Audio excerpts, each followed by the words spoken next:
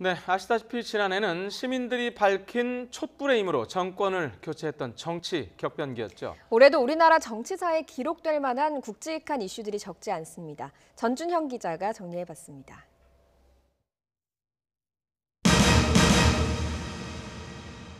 올해 6.13 지방선거는 탄핵 사태와 정권 교체 이후 각 정당이 유권자들로부터 받는 첫 성적표입니다. 특히 지난 대선 후보들이 모두 야당 대표로 복귀해 선거를 진두지휘하고 있어 1년 만에 벌이는 재대결의 측면도 있습니다. 국민의당과 바른정당의 통합 논의가 진행되는 가운데 안정적인 3당 체제로 정계 개편이 이뤄질지도 이번 선거를 통해 판가름날 가능성이 큽니다. 권력 분산을 요구하는 시대 흐름 속에 이번 선거가 실질적인 지방 분권을 위한 혁신의 계기가 될지도 관심입니다. 6월 항쟁으로 군사독재가 무너진 1987년 이후 30년 넘게 유지되어 온 지금의 헌법은 현실에 맞게 개정해야 한다는데 이미 공감대가 형성됐습니다. 특히 지난해 대선 후보들이 모두 6월 지방선거 때 개헌 투표를 약속한 데다 새 정부 초기에 대통령과 국회가 모두 개헌을 주요 화두로 제시한 만큼 올해가 적기인 건 분명합니다. 국회 개헌특위에서는 국민 기본권을 확장하고 대통령에게 집중된 권한을 분산하며 지방분권을 현실화하기 위한 논의가 진행돼 왔습니다.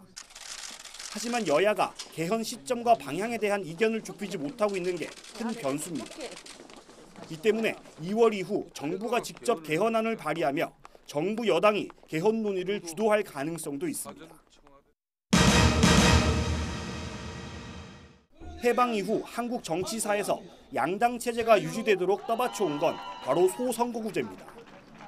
한 정당이 특정 지역 의석을 독식해온 구도를 깨기 위해 국민의당과 바른정당, 정의당 등은 당의 사활을 걸고 선거구제 개편을 추진하고 있습니다.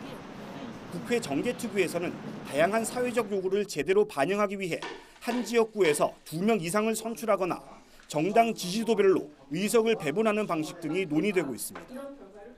다만 각 당의 이해관계에 따라 원하는 방식이 제각기 다른 데다 법 개정 권한을 가진 현역 의원들의 거취와도 직결된 문제여서 합의안 마련이 쉽지만은 않을 것이란 전망도 있습니다. 헌정사상 첫 대통령 탄핵을 이끈 시민들의 정치 개혁 요구는 올해도 이어질 것으로 보입니다.